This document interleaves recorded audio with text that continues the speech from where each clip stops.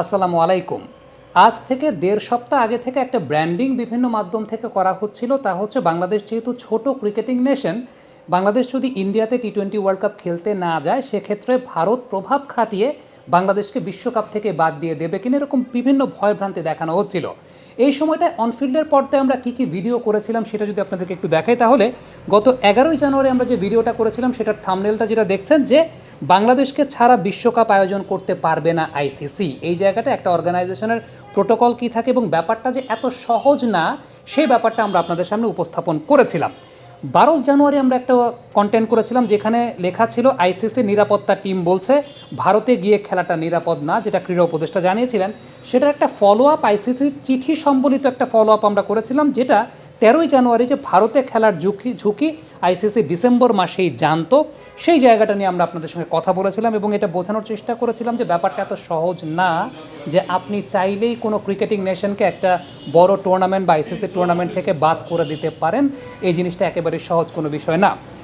Bangladesh cricket বোর্ডের সঙ্গে আইসিসির বৈঠক শেষ হয়েছে, আইসিসির প্রতিনিধি যারা ছিলেন, যারা এসেছেন, তাদের সঙ্গে সেই মিটিংটা শেষ হয়েছে এবং এই মিটিংয়ে বাংলাদেশ ক্রিকেট বোর্ড কিন্তু জানিয়ে দিয়েছে যে না, আমরা ইন্ডিয়ায় গিয়ে খেলতে রাজি না টি-20 বিশ্বকাপটা, আমরা শ্রীলঙ্কায় গিয়ে খেলতে রাজি এবং এক্ষেত্রে অল্টারনেট সলিউশন যেমনটা হতে পারে সেটা হচ্ছে গ্রুপটা চেঞ্জ করে দেওয়া, অর্থাৎ আয়ারল্যান্ড যে গ্রুপটাতে আছে সেই গ্রুপটা যেহেতু আয়ারল্যান্ড বাংলাদেশের কাছাকাছি র্যাঙ্কিংয়ের, সেই গ্রুপটা সোয়াপ করে দেওয়া, এই ব্যাপারটা কিন্তু প্রস্তাবনা দেওয়া হয়েছে এবং আইসিসি এই বিষয়টা আসলে মানতে বাধ্য কেন সেই ব্যাপারটা নিয়ে কিন্তু আমরা কথা বলেছি। কারণটা হচ্ছে আইসিসি যদি মানতে বাধ্য না থাকতো বা আইসিসি যদি ব্যাপারটাকে গুরুত্ব না দিত তাহলে তারা কিন্তু এই জায়গাটা আসতেন না। আরেকটা খুব গুরুত্বপূর্ণ ব্যাপার হচ্ছে আইসিসির যে অ্যাসেসমেন্টটা ছিল, আইসিসির সিকিউরিটি টিমের যে অ্যাসেসমেন্টটা ছিল, চিঠিটা আবারও আমরা আপনাদেরকে দেখাচ্ছি। যমুনা টেলিভিশন সর্বপ্রথম ব্রেক করেছিল, এরপর অনফিল্ডের পর্দা একদম পুরো চিঠিটা আমি আপনাদেরকে পড়ে শুনেছিলাম। সেখানে কিন্তু বলা ছিল গত ডিসেম্বর মাসের অ্যাসেসমেন্টেই উঠে এসেছিল যে বাংলাদেশের জন্য ভারতে গিয়ে টি-20 ওয়ার্ল্ড কাপ খেলাটা নিরাপত্তার দিক থেকে মডারেট টু হাই রিস্কের মধ্যে পড়ে।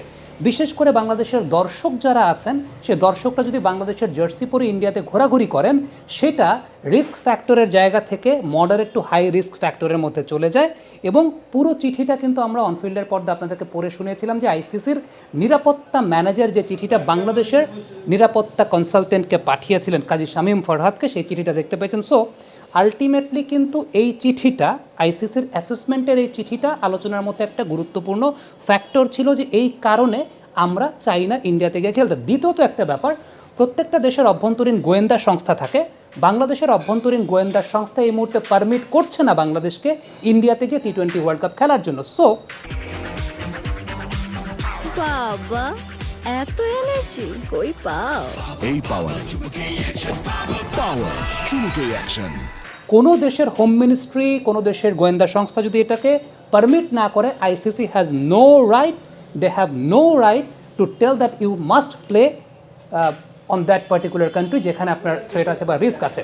যদি আইসিসি এক্ষেত্রে প্রভাব খাটাতেই পারতো, আবারও বলে দিই, প্রভাব খাটাতেই পারতো, সেটা কিন্তু আইসিসি চাইলে পাকিস্তানের ক্ষেত্রেই খাটাতে পারতো। জাস্ট রিসেন্টলি যেটা হয়েছে যে মেয়েদের 50 ওভারের বিশ্বকাপ ইন্ডিয়ার মাটিতে, সেটাও কিন্তু পাকিস্তান শ্রীলঙ্কার মাটিতে খেলেছে। অ্যাপার্ট ফ্রম, আমরা তো শুধুমাত্র এই টি-20 ওয়ার্ল্ড কাপের কথা বলছি, সেটা বাদ দিয়ে হলেও এর আগেও কিন্তু 50 ওভারের বিশ্বকাপটাও শ্রীলঙ্কার মাটিতে খেলেছে। সো যে আলোচনা হয়েছে সেই আলোচনায় বাংলাদেশ ক্রিকেট বোর্ড তাদের স্ট্যান্ডে একদম সলিড স্টিল আছে। আইসিসি কনভিন্স করার চেষ্টা করেছিল যে ভাই আপনারা একটু চিন্তা করে দেখেন। আবারও বলি, আইসিসি কিন্তু থ্রেট দেয় নাই, তারা রিকোয়েস্ট করেছে। যেই কথাগুলো ছড়ানো হচ্ছিল বিভিন্ন মাধ্যমে আমরা দেখতে পাচ্ছিলাম যে আরে আইসিসি তো বড় অর্গানাইজেশন, বাংলাদেশ তো ছোট ক্রিকেটিং নেশন, ইন্ডিয়া তো প্রভাব খাটিয়ে বাংলাদেশের কাছ থেকে ওয়ার্ল্ড কাপটাই না নিয়ে যায়, ওয়ার্ল্ড কাপই না খেলতে পারে। সো আলটিমেটলি এই জায়গাটায় আসলে প্রত্যেকটা অর্গানাইজেশন একটা ডেকোরাম অনুযায়ী চলে, একটা সিস্টেমে চলে।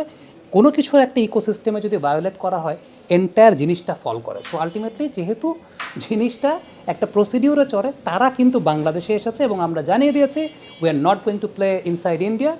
আমরা টি-20 ওয়ার্ল্ড কাপ খেলতে চাই, বাট সেটা বিকল্প কোনো ভেন্যুতে, সেটা শ্রীলঙ্কার মাটিতে, এটাই বলা হয়েছে। এবং লাস্ট যে বিষয়টা সেটা হচ্ছে গ্রুপটা সোয়াপ করা, জাস্ট একটা জায়গায় সোয়াপ করা, সেটা হচ্ছে আয়ারল্যান্ড যেহেতু বাংলাদেশের সঙ্গে একদম কাছাকাছি র্যাঙ্কিং আছে, তাদের সঙ্গে ওই জায়গাটা সোয়াপ করে দেয়া। Let's hope for the best, যেটা মনে হচ্ছে এখন পর্যন্ত, যেটা এক সপ্তাহ আগে আপনাদেরকে জানিয়েছিলাম যে ব্যাপারটা অত সহজ না যে কেউ প্রভাব খাটিয়ে বাংলাদেশের পার্টিসিপেটিং রাইটসটা কেড়ে নেবে, কারণ একটা অর্গানাইজেশনের পুরো ডেকোরাম ফল করে যায় এখানে। কমেন্ট বক্সে দর্শক আপনাদের মন্তব্য মতামত জানতে চাই, লিখে পাঠাবেন। Thank you so much.